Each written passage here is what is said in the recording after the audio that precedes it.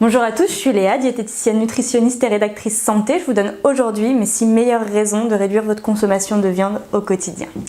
L'objectif de cette vidéo n'est bien sûr pas de dramatiser la consommation de viande ni de prôner une alimentation végétarienne, mais simplement de discuter des avantages de cette réduction de la consommation de viande au quotidien. La question n'est pas tant de savoir s'il faut continuer à consommer de la viande, mais pourquoi il faut surtout arrêter d'en consommer autant. La première bonne raison de réduire sa consommation de viande est bien sûr une raison éthique. Le bien-être animal est une question qui ne peut plus être ignorée aujourd'hui, à savoir que la surconsommation de viande, comme c'est le cas en France, va forcément avec une production intensive de viande, donc un élevage intensif qui se fait dans des conditions que l'on sait aujourd'hui, donc de nombreuses mutilations, la maltraitance des animaux.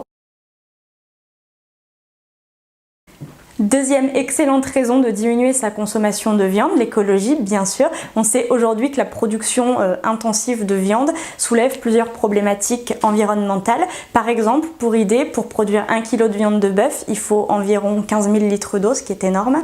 Et puis d'autre part, on sait que l'élevage est un des premiers facteurs de production de gaz à effet de serre et soulève également des problématiques telles que les pluies acides, la déforestation. Enfin, il faut savoir que l'élevage intensif aujourd'hui détourne des ressources qui sont pourtant indispensables à l'homme. Donc c'est le cas des céréales qui sont utilisées massivement dans l'alimentation animale, mais aussi de certaines terres. Troisièmement, il est très intéressant de diminuer la consommation de viande pour des raisons de santé, tout simplement.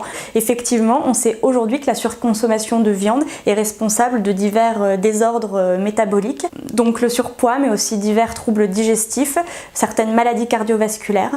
En cause, surtout la consommation de viande rouge et de charcuterie qui sont riches en acides gras saturés. Et puis, il faut souligner aussi que cette surconsommation de viande rouge et de charcuterie est aujourd'hui directement mise en cause dans la survenue de certains cancers digestifs notamment. Aussi, il faut noter que cette surconsommation de viande rouge, de charcuterie et même de viande blanche se fait souvent au détriment d'autres aliments comme les légumineuses, le poisson ou encore les céréales complètes. Pourtant, on sait aujourd'hui que ces aliments sont protecteurs contre les maladies de civilisation, le surpoids et certains cancers. Alors, attention, on pense souvent à tort que la réduction de la consommation de viande entraîne des carences, c'est pas vrai du tout. Heureusement, aujourd'hui, la carence en protéines est extrêmement rare dans nos sociétés et nous avons accès à suffisamment d'aliments pour pouvoir avoir tous les nutriments dont l'organisme a besoin.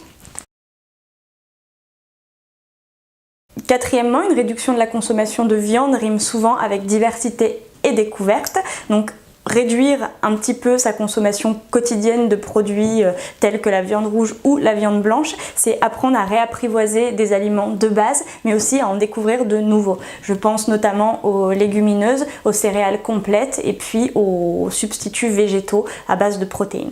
La réduction de la consommation de viande pousse aussi souvent à aller découvrir de nouvelles cuisines, donc les cuisines du monde. Il faut savoir que dans beaucoup de régions du monde, l'alimentation est à base végétale. C'est le cas notamment en Inde, au Japon et puis dans de nombreux pays d'Asie. Je vous invite également à réduire votre consommation de viande tout simplement pour réapprendre à faire de nouvelles associations et à découvrir de nouvelles saveurs.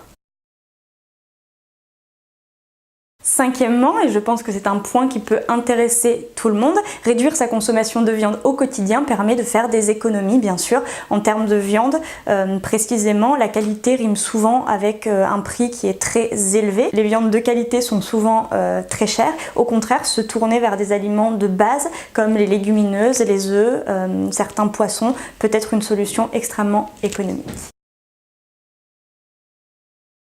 Et puis, sixième point, réduire sa consommation de viande au quotidien permet d'être beaucoup plus en forme et d'avoir beaucoup plus d'énergie. On associe souvent la viande à la force, à l'énergie, mais il faut vraiment casser cette image-là. En effet, la surconsommation de viande, comme je l'ai dit précédemment, se fait très souvent au détriment du végétal et on sait aujourd'hui qu'on se retrouve avec une alimentation dans laquelle la part végétale n'est pas du tout assez conséquente. Pourtant, ce sont précisément les aliments issus du règne végétal végétales qui sont gorgées le plus de nutriments, qui contiennent le plus de vitamines, de fibres, d'antioxydants et de molécules extrêmement bénéfiques pour l'organisme. Du coup, en diminuant la consommation de viande et en se tournant vers une alimentation végétale, vous allez ressentir de nombreux bienfaits à tous les niveaux. Au niveau digestif, vous allez avoir un meilleur sommeil, plus de vitalité, plus d'énergie, un système immunitaire en pleine santé. C'est d'ailleurs pourquoi de nombreux sportifs se tournent aujourd'hui vers une alimentation beaucoup plus végétale.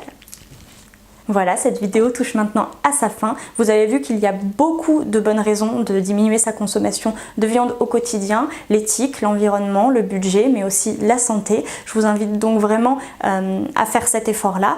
Et puis pour terminer, au niveau des recommandations, je vous invite vraiment à ne consommer de la viande rouge qu'une fois par semaine, de la volaille 1 à 2 fois, et puis pour les autres repas, à vous tourner vers les œufs, le poisson et puis les protéines purement végétales.